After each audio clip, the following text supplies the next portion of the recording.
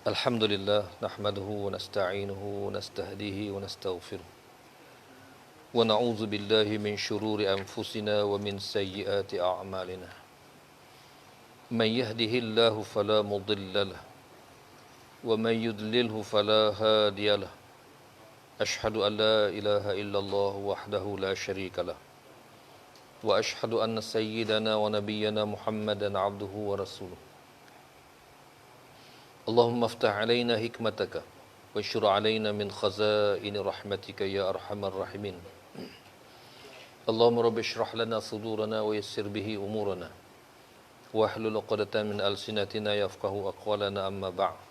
Muslimin, sahabat-sahabat yang dikasihi sekalian, alhamdulillah, syukur pada Allah Subhanahu wa taala dengan limpah kurnianya pada malam ni dapat kita bertemu lagi di penghujung bulan di awal bulan Zulhijjah, hujung pula. Awal bulan Zulhijjah. Mudah-mudahan Allah SWT sentiasa mendorong kita untuk melakukan banyak kebaikan dalam 10 hari yang awal daripada bulan Zulhijjah ini. Dan insya-Allah malam ni kita sambung lagi kitab kita, iaitu 40 hadis penawar hati, iaitu hadis yang ke-39. 39 daripada 42 hadis yang terkandung dalam ni, yang dipilih oleh penulisnya iaitu Syekh Fahmi Zamzam, dan hari ni tajuknya sumber pahala itu banyak. Sumber pahala itu banyak. Muslimin, sahabat-sahabat yang dikasihi sekalian, Islam menunjukkan kepada kita banyak jalan sebenarnya untuk kita mendapat kelebihan, kebaikan, pahala daripada Allah Subhanahu Wa Taala. Banyak sekali jalannya. Tinggal lagi satu, ialah kita mampu melaksanakannya ataupun tidak, atau mampu melaksanakan keseluruhannya ataupun separuh, atau yang lebih hampir ialah adakah kita berkeinginan melakukannya ataupun tidak. Kerana mulanya dia bermula daripada keinginan kita. Kadang-kadang kebaikan yang banyak terhidang di hadapan kita, tapi hati kita tak nak buat, dia tak buat juga. Sedangkan kejahatan yang begitu sukar dan sulit, tapi hatinya nak buat, dia akan buat juga. Kan, jadi itulah sifat manusia ni. Apatah lagi tahu bahawa yang mengepalai diri dia atau rajanya ialah hati. Kan? Jadi kitab ni pun ialah 40 hadis penawar hati. Maknanya kalaulah hati kita itu terdorong untuk melakukan kebaikan, susah macam mana pun orang akan usahakan. Dan tetapi kalaulah seseorang itu memang terdorong untuk melakukan kejahatan, sukar macam mana pun dia akan buat. Susah macam mana pun dia akan buat. Itu dia. Kan? Jadi insya-Allah malam ni kita akan lihat sumber pahala itu banyak. Mana banyaknya? An Abi Hurairah radhiyallahu anhu qala qala Rasulullah sallallahu alaihi wasallam kullu sulama minan nasi alaihi sadaqah kullu yawmin tatlu'u fihi asy-syams ta'dilu baina ithnaini sadaqah wa tu'inu ar-rajula fi dabbatihi fatahmiluhu 'alayha aw tarfa'u lahu 'alayha mata'ahu sadaqah wal kalimatu at-tayyibatu sadaqah wa bi kulli khatwatin tamshiha ila as-salati sadaqah wa tumitul adha 'anil tariqi sadaqah. Muttafaqun 'alaih.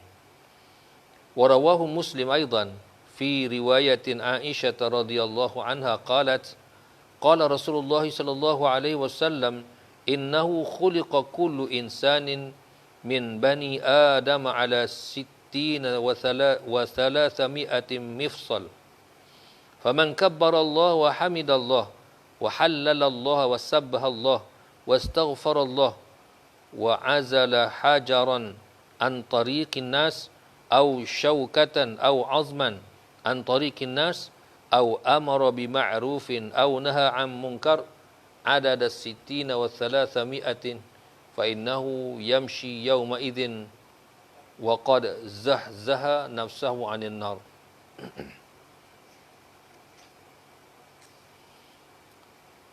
Daripada Abu Hurairah radhiyallahu anhu berkata,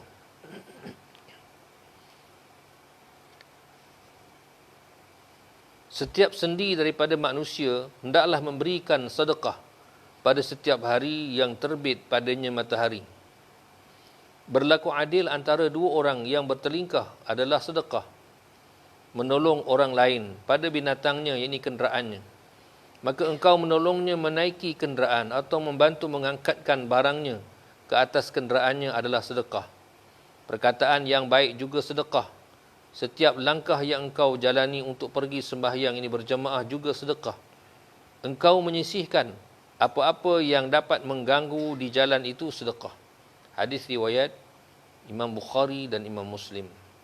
Dalam riwayat lain, Imam Muslim ada meriwayatkan daripada Aisyah radhiyallahu anha, Rasulullah sallallahu alaihi wasallam bersabda, bahawasanya setiap insan daripada anak Adam adalah diciptakan badannya dari 360 sendi. Maka sesiapa yang bertakbir, memuji Allah, bertahlil, bertasbih, meminta ampun, menyisihkan sebiji batu yang mengganggu di jalan orang ramai, atau membuang sebilah duri atau sepotong tulang dari jalan orang ramai, atau menyuruh berbuat baik, atau mencegah daripada mungkar, sehingga apa yang dilakukannya mencukupi bilangan 360 kali, maka orang tersebut pada hari itu telah menjauhkan dirinya daripada api neraka. Muslimin, sahabat-sahabat yang dikasihi sekalian, hadis ini sepakat di antara Imam Bukhari dan Muslim, dan riwayat yang di bawah itu ialah riwayat daripada Imam Muslim. Itu dia. Dan sahabat yang meriwayatkan hadis ini iaitu Abi Hurairah radhiyallahu anhu, ataupun namanya Abdurrahman bin Sakhar, iaitu sahabat yang asalnya daripada orang Yaman. Paling banyak meriwayatkan hadis. Sahabat yang paling banyak meriwayatkan hadis. Itu dia. Jadi kalau kita lihat, memang di kalangan sahabat ni ada kecenderungan masing-masing. Sehingga Abi Hurairah menceritakan, dia kata sahabat-sahabat di kalangan Ansar, ada di antara mereka ini sibuk dengan urusan mereka pertanian, kalau silap. Begitu juga Muhajirin sibuk dengan urusan perdagangan. Sedangkan aku menyibukkan diriku dengan hadis. Jadi kita ni kena ambil bahagian sebenarnya. Apa sebenarnya sumbangan yang boleh kita buat dalam agama ni? Kena ambil bahagian lah. Mengikut kebolehan, kelapangan atau minat kita kan. Jangan kata saya tak boleh buat apa, saya tak reti langsung. Tu dia. Ada benda yang kita reti, insya-Allah. Cari. Kena cari kan. Tu dia. Dia tadilah kita sebut, kalau dia niat memang nak cari kebaikan, dia akan jumpa. Tapi kalau dia tak niat nak cari kebaikan, dia takkan jumpa lah. Boleh macam-macam kerja yang boleh kita buat untuk Islam. Carilah kebaikan tersebut. Tu dia. Baik. Jadi adapun Abi Hurairah radhiyallahu anhu menyebut Nabi SAW bersabda, apa dia? Dia menyebut bahawa setiap sendi daripada manusia ni, Allah SWT menjadikan kita ni bersendi-sendi. Kita ni bercantum-cantum dengan sendi tadi. Kan, daripada sendi yang besar kepada sendi yang kecil. Sehingga sehalus-halus sendi yang Allah Ta'ala ciptakan. Kan, dia bersambung-sambung antara satu sama lain. Ini hebat ni. Dan hari ni pun, teknologi hari ni pun itulah dia yang dilakukan. Sehingga kalau berlaku kerosakan pada mana-mana anggota manusia, kaedah yang digunakan juga ialah kaedah seperti adanya sendi bagi orang itu. Kan dia sambung kaki-kaki itu macam ada sendi. Tu dia.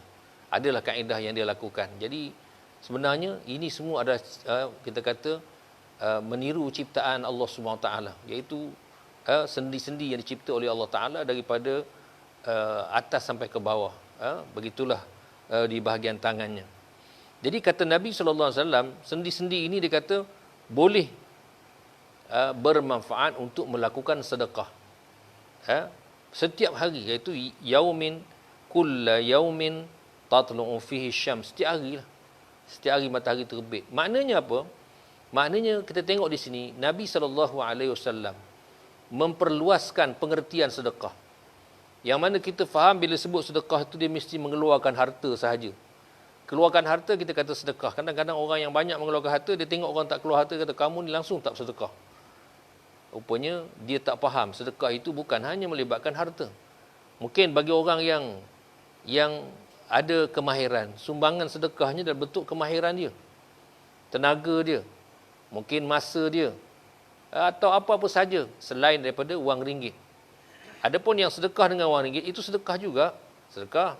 Tetapi jangan kita lupa bahawa yang lain-lain juga kebaikan termasuk dalam sedekah. Maknanya Nabi SAW memperluaskan maksud sedekah itu.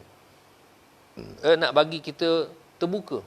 Kerana ada di antara sahabat radhiyallahu anhum, mereka ini di kalangan orang miskin yang kita kenali sebagai ahlus sufah. Bila orang bersedekah dengan wang yang banyak ataupun dengan wang, mereka tak boleh buat. Kerana apa? Kerana mereka ini miskin. Tak ada apa. Bila tak ada apa-apa, macam mana dia nak menyumbangkan? Baik itu dalam Islam, kena ada orang yang berusaha, bekerja keras untuk menjadi jutawan, jadi orang kaya. Kena ada. Kita kena kerja. Tetapi, kita kena betulkan juga niat kita. Biarlah kita kaya supaya kita dapat memberikan kesenangan dan kekayaan kepada sahabat yang lain atau kepada agama ini. Sebagaimana yang Nabi SAW pesan kepada Abi Dzar Al-Ghifari. Kan? Abi Dzar yang sakit, lalu Nabi pesan, kata, wahai Abi Dzar, kamu meninggalkan keluarga kamu dalam keadaan berharta. Lebih baik daripada kamu meninggalkannya dalam keadaan mereka ini meminta-minta. Abi Dzar dia sakit, dia ingat dia nak mati dah. Dan dia nak serah, nak wakafkan semua hartanya ini untuk Islam. Dia tanya Nabi dulu, Nabi kata tak boleh. Kan, boleh tak aku nak bagi semua? Tak boleh. Separuh boleh tak? Tak boleh, kata Nabi SAW. 1/3, kata Nabi SAW, 1/3 boleh. Dan 1/3 itu pun sudah banyak. Kan, sudah banyak. Nak bagi 1/3 daripada harta. Itu dia. Lalu Nabi sebut, dia kata, kamu meninggalkan ahli keluarga kamu ni dalam keadaan kaya, berharta, lebih baik daripada kamu meninggalkan mereka ini dalam keadaan meminta-minta. Jadi nak tunjuknya perlu kepada kekayaan. Dengan kekayaan itu boleh kita manfaatkan untuk agama. Untuk agama, bukan untuk nafsu kita semata-mata. Itu dia. Kan?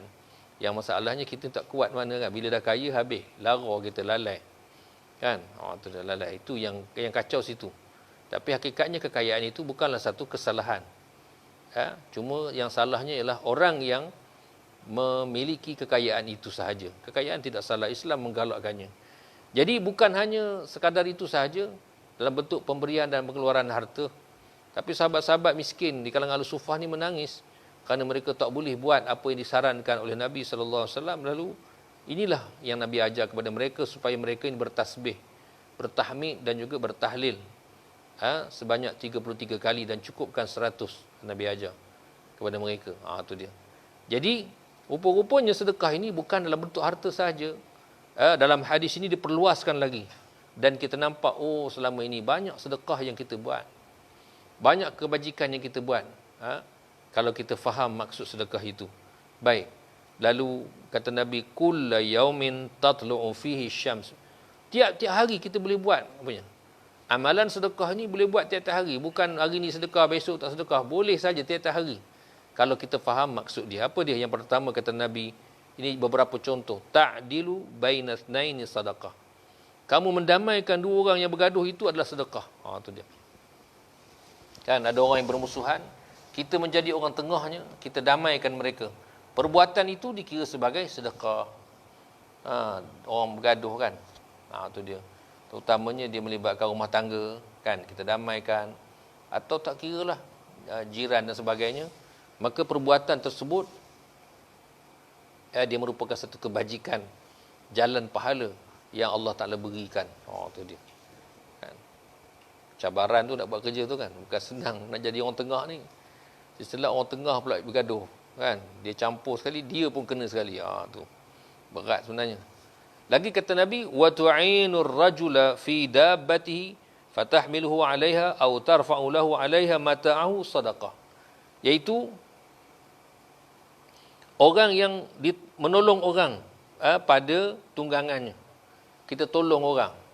Hari ini tunggangan ni mungkin dia merupakan kenderaan lah, baik motor ataupun kereta, lori dan sebagainya. Kita tolong untuk menaikkan barang dia. Tolong punggah barang dia. Atau kita nak turunkan barang dia. Maka perbuatan menolong itu dengan tenaga kita itu, kenderat kita itu dikira sebagai sedekah. Itu dia. Kalau orang bawa pindah rumah kan, itu dia. Zaman-zaman dulu lah, zaman sekarang semua pakai upah belaka kan. Zaman dulu memang tolong kan. Bukan itu je. Nak pindah rumah, angkat rumah pun berlaku zaman dulu kan. Rumah kayu. Zaman sekarang tak ada dah. Rumah taman ni nak angkat macam mana. Kan? Jadi maknanya perbuatan menolong orang itu. Perbuatan menolong itu maka dia dikira sebagai sedekah. Keluarkan tenaga kita, kan? Tu dia. Angkat ke apa sahaja. Dia. Kan? Kalau duduk flat memang nampak sangatlah hal ni penting ni.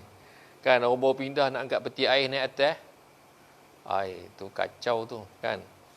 Anak cerita kalau di Mesir tu dia lain, dia sistem dia lain. Dia boleh pakai tingkap. Tu dia ada crane dia tu. Kan dia ada crane dia. Senang, dia tak macam kita susah. Kita tak tahu Allah alam, katakan orang duduk flat yang tinggi-tinggi tu kan.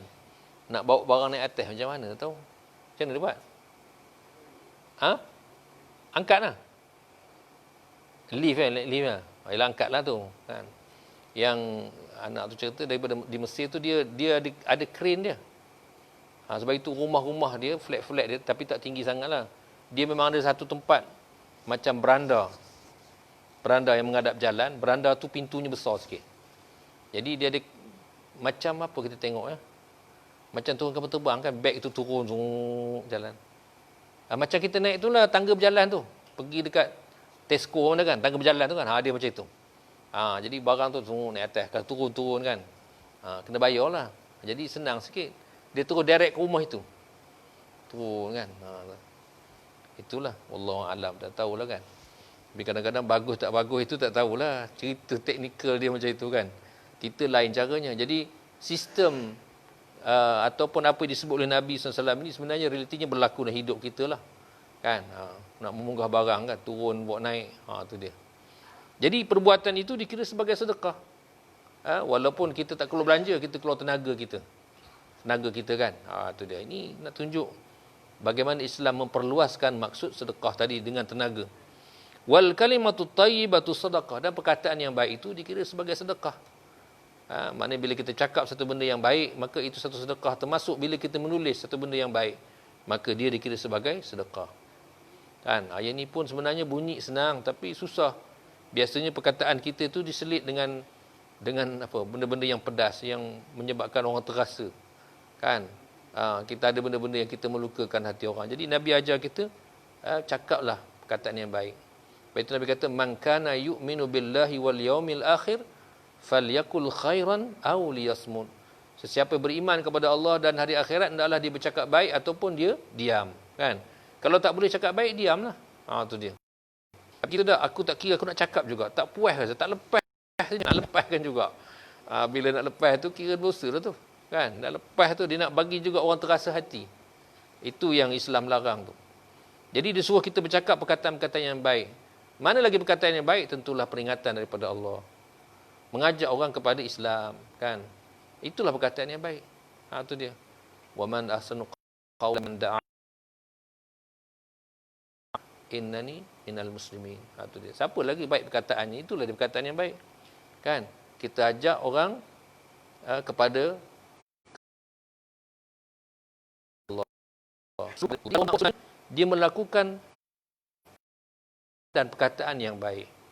Jadi jangan kita pelikirkan. Kan? Jangan kita pelikirkan. Tu dia. Sebab memang jelas tu. Nas itu jelas bahawa itulah contoh perkataan yang baik. Kita ajak orang, nasihat. Ini perkataan-perkataan yang baik belakalah. Kan? Tu dia. Jadi sebenarnya benda-benda ni dia kebiasaan juga kan. Kebiasaan. Kadang-kadang kita dah biasa. Ada orang dia biasa cakap kotor. Cakap kotor aja dia kan. Ada orang dia biasa cakap tersusun elok, kita dengar Masya Allah seronok.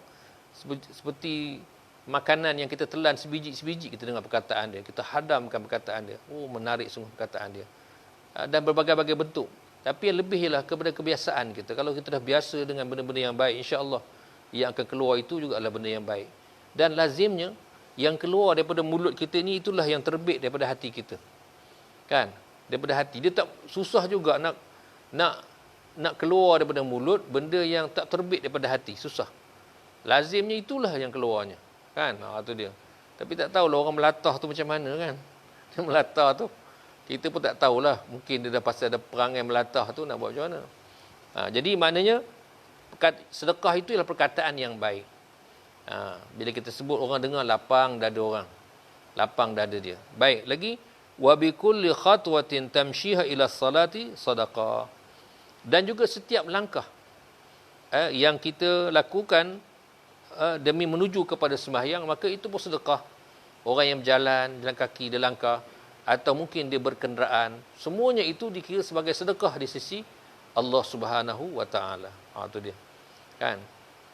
Maknanya timbul pula orang tanya, habis mana yang lebih utama, jalan kaki ke naik kereta ataupun naik motor kan? Kalau kita tengok, yang penting sampai. Kan? Yang penting sampai. Itu dia. Jadi yang paling utama tentulah jalan kaki. Baik itu kita ingat Dr. Basit, orang dia bincang tentang sembahyang raya kan. Sembahyang raya ni kalau kita tengok dia ada adab dia ataupun sunat dia tu. Antaranya ialah kita pergi ke tempat solat itu jalan lain. Balik jalan lain. Tu dia. Pergi jalan lain, balik jalan lain. Tapi kalau rumah tuan-tuan depan ni tak usah ceritalah. Rumah depan masjid, itulah jalannya kan. Ni kalau jauh pusing. Pergi jalan sana, balik jalan ni, atau pergi jalan ni, balik jalan sana kan. Tu dia. Jadi orang tanya macam mana ni? Kita sekarang naik kenderaan. Macam mana nak dapat apa yang dimaksudkan seperti dalam hadis ni kan? Setiap langkah. Kan? Ada orang syadid sangat. Ni kata langkah, ni bukan motosikal, ni bukan kereta kan, langkah. Jadi dia kata apa? Dia kata kita parking lah dekat. Kan? Parking dekat satu jarak yang tertentu, letak kenderaan situ, kemudian kita jalan kaki. Tu dia. Kan? Jangan parking depan-depan masjid. Parkinglah jauh sikit kan. Tapi janganlah jauh pada rumah pula parking tu, itu nama tak betul. Kan, rumah depan masjid, pusing kereta parking kat taman, kat gelanggang takraw tu, jalan kaki. Itu cerdik telajak lah. Kan? Maksudnya ialah kita dapat faedah tu. Kalau kita nak pegang sangat dengan matan hadis ni kan. Tu dia jalan kaki. Parking, kemudian ada ruang untuk kita berjalan. Tu dia. Jadi kita langkah. Jadi setiap langkah itu adalah sedekah. Kan? Sebab itu jangan rasa rugilah untuk melangkah menuju ke rumah Allah Ta'ala. Kadang-kadang ialah kita kadang-kadang selesa sembahyang di rumah masing-masing. Dia sebut selesa nafsu kita. Kan? Masjid susah. Kan? Tempat wuduk nak kena keluar, tandas buat pusing ke sana kan. Macam-macam lah kesulitan bagi kita. Senang sembahyang kat rumah. Bilik air dalam bilik, keluar bilik air, turun langkah sembahyang. Allahu Akbar. Kan? Lepas sembahyang kan, terus kalau yang muslimat, eloh dia lengkor telekung situ je bulat macam ular sawa kan. Yang kita pula zoom situ tu buka baju. Senang macam itu. Ingat, zaman Nabi SAW ada sahabat, ada satu kabilah itu, dia rumah dia, tempat tinggal mereka ni jauh daripada masjid. Jauh daripada masjid. Kan? Jadi dia ambil masa lah nak sampai masjid. Lalu mereka mengadu kepada Nabi SAW dan mereka minta kebenaran, minta izin. Yang kabilah dia ni nak pindah dekat dengan masjid. Nak pindah dekat. Tak nak jauh. Kan? Jauh dia kata. Lalu Nabi SAW melarang. Nabi kata jangan. Kekal kamu di situ. Tu dia. Kan kekal di masjid, di rumah kamu tu. Sebab kerana satu sudut pahala lah. Pahala tu. So, yang kedua kita tengok mungkin sebab syiar. Syiar sebenarnya kan. Bila kita jauh datang, jauh kita datang, jadi syiar orang tengok tu. Kan? Nampak, yalah kita nak pergi masjid, mesti dah pakaian masjid kan. Orang tengok dengan pakai kepiahnya, serbannya, dengan apa semua-semuanya, syiar. Jadi syiar ini dia memberikan satu dorongan kepada orang lain untuk sama-sama turut serta sembahyang berjemaah. Itu dia. Syiar tu penting. Kan? Itu sebab kita buat korban, kita buat sembahyang raya, sembahyang Jumaat, syiar lah sebenarnya. Orang tengok kan, hebat agama ni. Kan? Hebat agama ni. Itu dia. Maknanya ada aktiviti dia, ada amalan tertentu yang amalan tersebut menyatu padukan hati kita. Itu dia. Jadi Nabi larang. Di sini nak tunjuk bahawa memanglah kalau kita boleh pilih nak rumah dekat dengan masjid. Tetapi kalau dah keadaan dah macam itu, kita tak perlu dekat lagi, atau kita membina, kita sembahyang kat rumah. Sebab nak dekat, sembahyang kat rumah lah. Kenapa masjid jauh kata gitu? Kan? Jangan jadikan jarak itu sebagai alasan. Kan? Jangan jadikan jarak itu sebagai alasan. Kita pergi sembahyang. Sebab langkah itu pahala kan? Langkah itu pahala. Malu kadang-kadang kita tengok orang luar kan. Jalan kaki, jalan keluar daripada mana-mana ceruk kat estate punya kaki, pusing belakang. Duk fikir dia ni, kita dah lah pergi sembahyang Jumaat lewat. Zaman dulu lah, sekarang dia belum boleh sembahyang lagi kan. Orang luar, orang Bangla semua tak boleh semayang berjemaah lagi, semayang Jumaat kan. Dah boleh ke sekarang? Tak boleh kan? Yang kita malu tu dia keluar daripada ceruk-ceruk estate mana dia keluar. Elok pakai. Kita dah lewat, dia jalan kaki tu. Dia tu, ya Allah, ya Rabbi kan. Kita nak bagi tumpang pun malu. Kedekut bukan main kita. Tu. Kan? Tengok. Tapi tengok gagah dia berjalan kaki tu. Masya Allah. Ni syiar sebenarnya, syiar. Kan? Bagi kita yang berakal, kita fikir, ya Allah, lemah betul lah iman aku. Kalau jauh macam ni aku tak pergi. Dah jalan kaki ni kata kita. Kita motor tak hidup. Tak pergi semayang Jumaat. Kenapa motor tak hidup kata kita kan? Tu dia. Tu. Basikal ada, motor tak hidup tak nak pergi. Tengok tunjuk kita lemah betul. Kan? Tu dia. Ada orang kita teruk baju tak serika pun tak pergi kan? Tengok. Maknanya ya Allah, tak tahulah kita ni. Teruk sungguh. Pada setiap langkah tu pahala kan? Pahala. Carilah peluang. Ini jalan-jalan ditunjukkan oleh Nabi SAW dalam hadis ni. Jadi tuan-tuan, hakikatnya sebenarnya banyak jalan. Kan? Antara ndak tak ndak sahaja. Ndak atau tak ndak. Dan di sinilah Nabi SAW mengajar kita supaya menjadikan pahala setiap pekerjaan kita itu pahala. Jangan biarkan pekerjaan kita itu jadi sia-sia atau berdosa. Biarlah dia berpahala. Apa saja kita buat pahala, kan? Sehingga kadang-kadang kita tengok sahabat radhiyallahu anhum, kadang-kadang mereka ni oleh kerana benda tu sunnah Nabi, walaupun tak logik dah dia buat, tapi dia buat juga kerana sunnah Nabi sallallahu alaihi wasallam. Ini yang ditunjukkan oleh Abdullah ibn Umar radhiyallahu anhuma. Dia sangat bersungguh-sungguh berpegang dengan sunnah Nabi sallallahu alaihi wasallam. Bila dia satu ketika dia ikut Nabi SAW pergi Mekah menunaikan haji. Nabi ikut jalan ni. Dia ikut. Sampai satu tempat Nabi tunduk kepala. Lalu bawah pokok kan Nabi tunduk kepala. Dia ikut. Setelah berlalu, Nabi SAW wafat. Bila dia pergi haji, dia akan ikut jalan itu. Jalan yang itu dia akan ikut. Kenapa? Kerana Nabi ikut jalan ni. Sampai di tempat yang Nabi tunduk kepala, walaupun ketika itu ada pokok, masa dia ni tak ada pokok dah, dia tunduk juga. Sampai tara itu. Kalau ikut tak logik dah. Tapi nak tunjuk kesungguhan mereka nak mendapat pahala. Itu yang dilakukan oleh Rasulullah, itulah yang dia buat. Tu dia. Kan? Jadi, jalan tu banyak sebenarnya. Kamu ndak tak ndak. Itu saja persoalannya. Kalau kamu ndak, insya-Allah kamu akan dapat lah. Kan? Tu dia. Jadi, ini sebagai satu pembuka je. Nak tunjukkan. Baik dengan tenaga kita, baik dengan ikhtiar akal fikiran kita, ataupun mungkin dengan lidah kita, dengan akal fikiran, dengan lidah kita ataupun dengan tenaga kita, kita boleh manfaatkan untuk mendapat pahala di sisi Allah Subhanahu wa taala. Itu dia. Itu dia. Baik itu kita jangan risau kalau muslimat dia masak di rumah. Dia pun jangan risau sebab kerja dia itu semuanya mendapat pahala. Kan? Dapat pahala, dia masak, dia sediakan makanan, dia kemas rumah, dia buat. Itu semua ganjaran pahala belaka tu. Kan? Itu dia. Dan kita pun macam itu jugalah. Keluar pergi pagi-pagi, keluar kan, balik petang, kena hujan lah, kena apa semua. Ini semua jalan pahala belaka. Jalan kesukaran yang kita hadapi itu semua dicatat oleh Allah Ta'ala sebagai ganjaran pahala. Baik. Sambungan hadis ini iaitu diriwayatkan oleh Imam Muslim juga. Imam Muslim ada riwayat hadis yang seumpama begini. Iaitu daripada Aisyah radhiyallahu anha meriwayatkan, dia kata Nabi sallallahu alaihi wasallam bersabda, Allah SWT mencipta manusia ni dengan 360 sendi. 360 sendi. Wallahu alam. Maknanya 360 sendi itu penyambung-penyambung ada 360. Itu dia. Saya tak tengok pula sudut sainsnya, tapi inilah dia yang disebut dalam hadis ini. 360. Bagi setiap seorang tu, itulah dia sendi dia ada bilangannya. Tuan-tuan rajin kira sendirilah kat mana kan. Kemudian disebut oleh Nabi SAW, sesiapa yang bertakbir, yang ini ucap Allahu Akbar, dan juga orang yang menyebut Alhamdulillah, lagi dia menyebut La ilaha illallah, kemudian disebut Subhanallah, kemudian dia beristighfar. Orang-orang begini ini dikira sebagai sedekah. Itu dia. sebagai sedekah. Nah, tu dia. Lagi dan juga orang yang dia kata orang yang buang batu.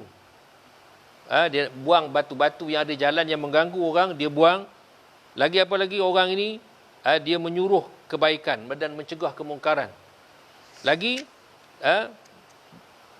apa-apa juga pekerjaan kebaikan yang jumlahnya mencapai 360. Sudah, mana kita nak kira kan? Semuanya jumlah 360. Maka dalam hadis ini disebut bahawa orang tersebut akan dipelihara daripada api neraka. Allah pelihara dia daripada api neraka. Itu dia. Kan? Jadi yang pertama dalam hadis bahagian yang kedua ini dia nak sebut bagaimana penciptaan Allah SWT kepada kita semua sama. Sama je anggota kita, sama. Dari segi dalam keadaan biasanya sama sahaja. Kamu kaya pun sendi yang ada pada kamu 360. Kamu miskin pun sendi yang ada pada kamu 360. Sama sahaja Allah beri. Itu sama. Maknanya peluang untuk melakukan kebaikan tu sama. Baik orang kaya, baik orang miskin. Pada asasnya sama. Itu dia. Lalu dalam hadis ini Nabi SAW menunjukkan bagaimana kelebihan orang yang memanfaatkan sendi-sendi yang Allah beri ini.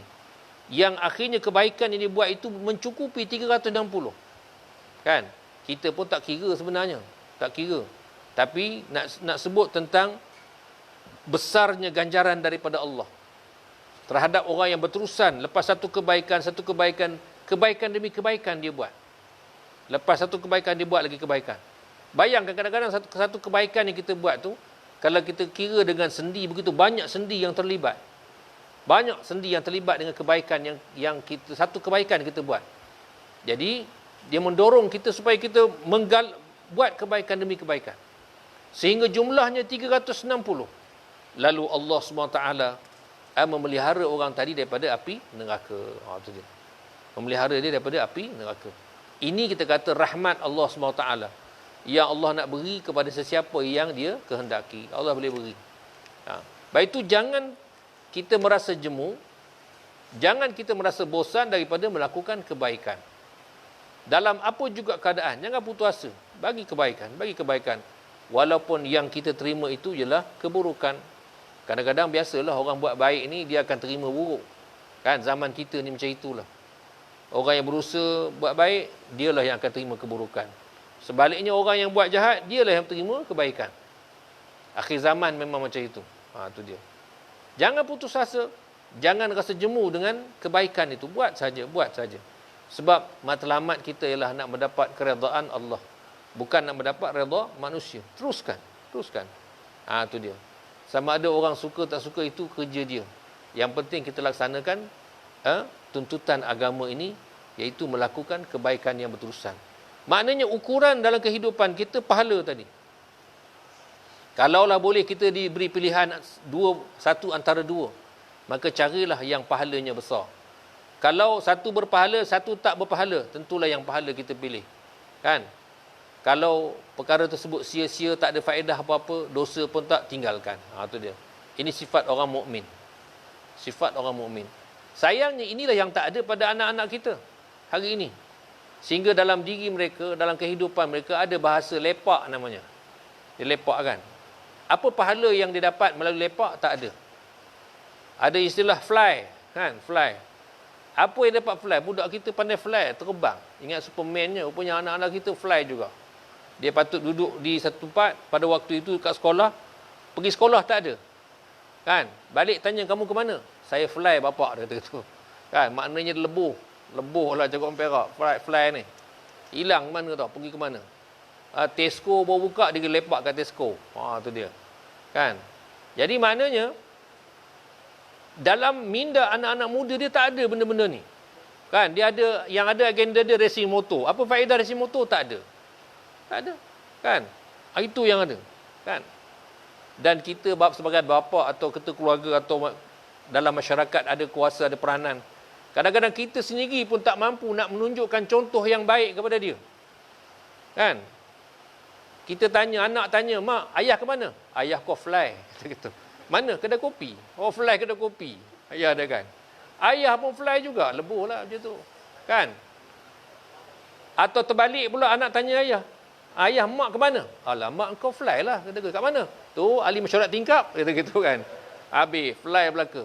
Jadi, dalam minda orang mukmin, dia mesti tinggalkan perkara sia-sia. Pahala jadi matlamat dia. Kalau kerja tu dapat pahala, buat. Kalau sia-sia, tinggal. Dia kena macam itu. Kena straight. Barulah kita ni jadi orang yang cerdik. Sebenarnya hidup ni kena cerdik, tuan-tuan. Cerdik tak semestinya tu ada sijil yang banyak. Tapi cerdik dalam membuat keputusan dan memilih apa yang kita nak buat. Allah sebut apa dalam Quran? Yu'til hikmata man yasha' wa man yu'tal hikmata faqad utiya khairan katsira. Dia yang Allah beri kebijaksanaan kepada sesiapa yang dia kendaki. Dan sesiapa yang Allah berikan kebijaksanaan, maknanya Allah berikan kepada dia kebaikan yang banyak. Apa tu? Bijaklah tu. Sebab dia boleh memilih kerja-kerja yang mendatangkan pahala. Kan? Tu dia. Tanya, mana pergi ayah kau? Maknya tanya. Ayah pergi ziarah orang sakit. Ayah kamu cerdik. Kata gitu. Cerdik. Pasal apa? Dia cari pahala besar. Kan? Tu dia. Mana pergi semalam tu ni? Dia pergi ziarah. Pergi tu orang mati tu. Kan? Mati. Ni cerdik namanya. Sebab pahalanya besar. Kan? Tu dia. Kan? Tapi kalau yang lain-lain tu, tu contoh yang lain tu banyak lah kan. Alah malam ni kan Manchester lawan dengan Liverpool, kata gitu kan. Tahulah bapak engkau, habis lah. Habis lah. Kerja sia-sia lah kan. Tapi tuan-tuan, itu urusan tuan-tuan lah kan. Ini sikit contoh je. Jadi maksudnya, kena cerdik lah. Cerdik kan. Tu dia. Dalam tindakan kita. Lebih cerdik bila pahala itu kita letak depan. Ini berpahala atau tidak. Kan. Kalau pahala, tengok pahala besar ke pahala kecil. Tu dia. Kan. Gitulah. Cuba tuan-tuan bayangkan. Bagaimana ada sahabat Nabi SAW datang berjumpa dengan Nabi nak ikut perang. Nak pergi jihad ni. Jihad nak pergi perang. Tanya Nabi SAW, "Wahai Rasulullah, aku nak turut serta, boleh tak?" Nabi tanya dia, "Kamu ada mak ayah tak?" "Ada." "Kau balik, kau jaga dia." Nampak tu? Ialah, dalam situasi Nabi SAW, Nabi mungkin ada orang tertentu yang Nabi tahu apa masalah dia kan. Tu dia. Tapi nak tunjuk, ada kebajikan lain yang dia boleh buat. Kan? Kebajikan tu. Mesti macam itu. Ada kebajikan. Fikirkan kebajikan. Berbagai-bagai kebajikan yang boleh kita buat. Dan itulah yang kita lakukan. Bukan dengan perkara sia-sia. Jadi, balik di sini, kita tengok. Pusing-pusing-pusing, akhirnya kita tengok balik nikmat yang Allah berikan kepada kita dalam berbagai-bagai bentuk. Dalam bentuk kesihatan tadi. Kebolehan kita untuk beri nasihat. Kebolehan kita, tenaga kita untuk kita manfaatkan kepada orang. Harta benda. Kita gunakan benda-benda ni balik. Allah beri pinjam, kita gunakan balik. Ni nikmat yang Allah Ta'ala berikan kepada kita. Itu dia. Sebelum nikmat tersebut, Allah tarik. Bila dah tarik, tak boleh lah. Tak boleh buat apa lah kan. Itu dia. Tuan-tuan kenal seorang kita kata tokoh yang hebat, Syekh Ahmad Didat. Allahyarhamhu. Ni yang Dr. Zakir Naik ni kira macam pengganti dia lah kan. Sebenarnya ramai lagi yang seperti Dr. Zakir Naik ni. Tengok Syekh Ahmad Didat kan dulu lantang, orang yang hebat dalam bila sebut tentang dialog antara agama kan.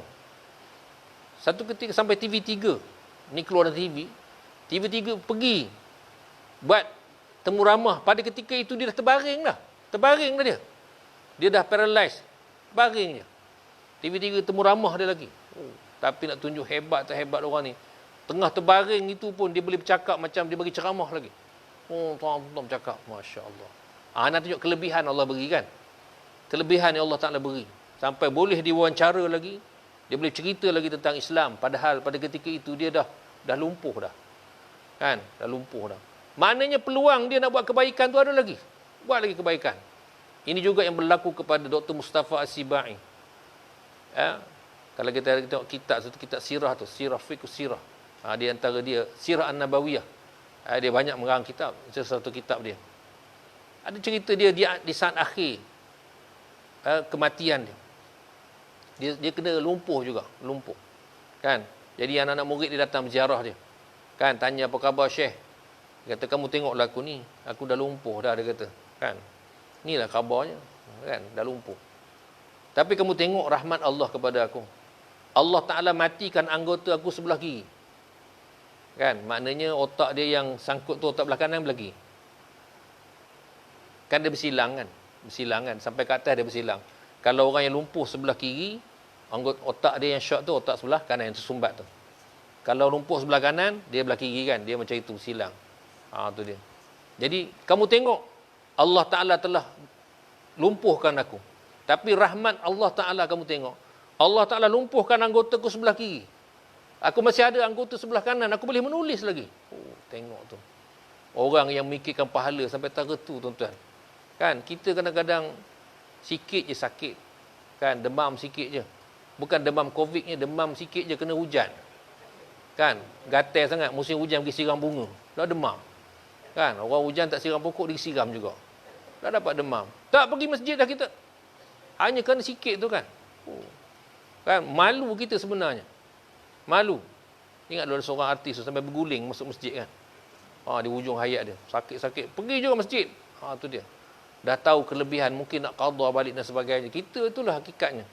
Oleh kerana kita tak pandai menilai mana yang lebih menguntungkan. Cuba tuan tengok di mana-mana tempat tuan kerja. Kalau tuan kerja. Orang nak sembahyang jemaah tak yang kerja? Tak ingin sembahyang jemaah. Sembahyang seorang dia. Kan? Dia lebih senang sembahyang seorang. Tak reti nak pilih 1 dengan 27. Kadang-kadang orang yang tak nak sembahyang jemaah tu lah bos besar yang gaji paling besar sekali dalam pejabat tu. Ni gaji paling besar siapa sini? Bos lah. Bos pun tak nak sembahyang jemaah. Dia bodoh betul. Rugi dia. Dia tak reti pilih sebenarnya. Baik itu awal kita sebut sebenarnya kebaikan tu banyak. Tapi hati kamu yang tak anda. Hati tak anda nak macam mana kan? Macam tuan-tuan dah ada masjid sini. Tapi hati tak nak, tak sampai juga. Dah hati tak nak. Nak cakap apa lagi kan? Jenuh dah. Jenuh dah. Kamu tak ajak aku. Yang azan hari-hari tu ajaklah tu.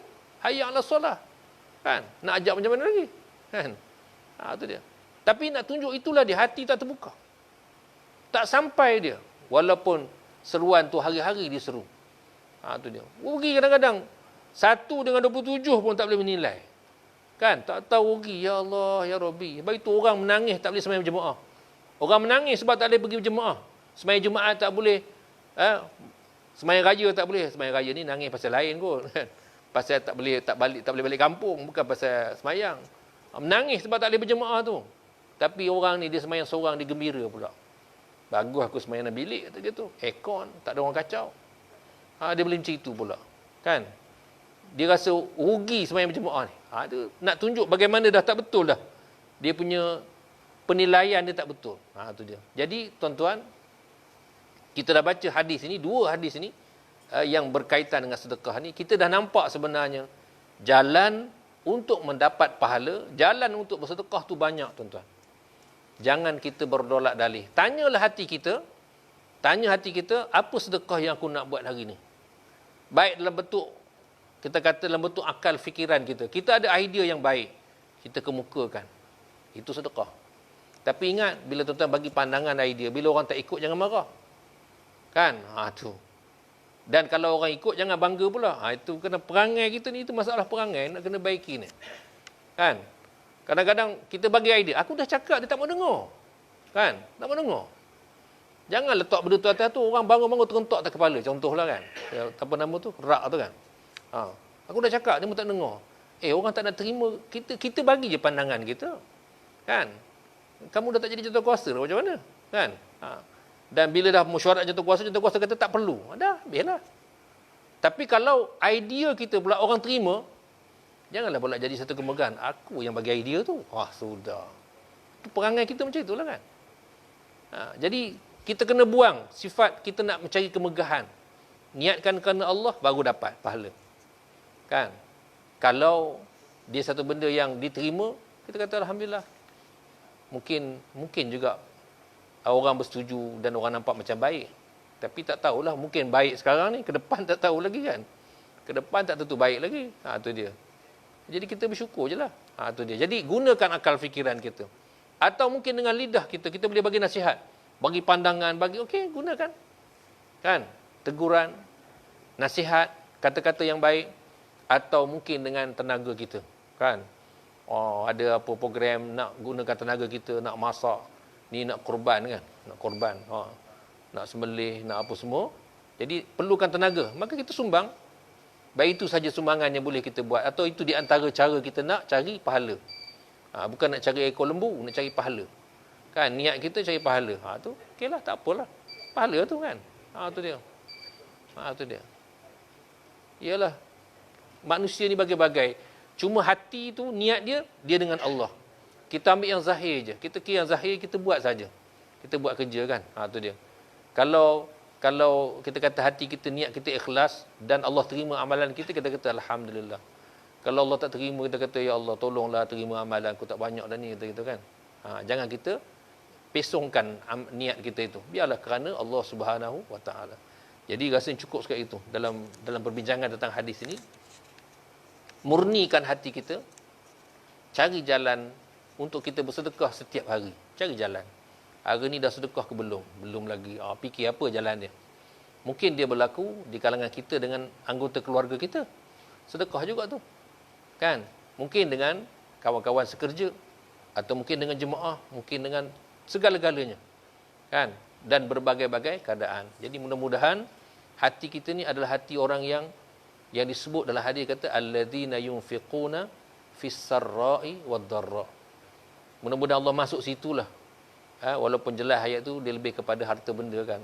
Orang-orang yang menafkahkan hartanya ketika senang dan susah. Kan? Jadi mudah-mudahan kita ni sumbang juga, tetapi mungkin bukan dalam bentuk harta. Kerana kita tak mampu, tapi kita sumbang dalam bentuk yang lain. Cukup sekali itu, mohon ampun dan maaf. Mudah-mudahan mendatangkan kebaikan kepada kita semua. A'udzubillahi minasyaitonirrajim. Bismillahirrahmanirrahim. Alhamdulillahirabbil alamin. Wassalatu wassalamu ala asyrafil anbiya'i wal mursalin sayyidina Muhammad wa ala alihi wa sahbihi ajma'in. Allahumma ja'al jam'ana hadha jam'an marhuma wa tafarruqna min ba'dihi tafarruqan ma'suma wa la taj'al fina wa la ma'ana wa la man yatba'una syakiyan wa la matruda wa la mahruma. Allahumma arzuqna fahman nabiyyin wa hifzal mursalin wa ilhamal malaikatil muqarrabin bi rahmatika ya arhamar rahimin. Allahumma ja'alna mimman yastami'una al-qawla فيتبعون أحسنه وصلى الله على خير خلق محمد النبي الأمي وعلى آله وصحبه أجمعين الحمد لله رب العالمين سبحانك اللهم وبحمدك أستغفرك وأتوب.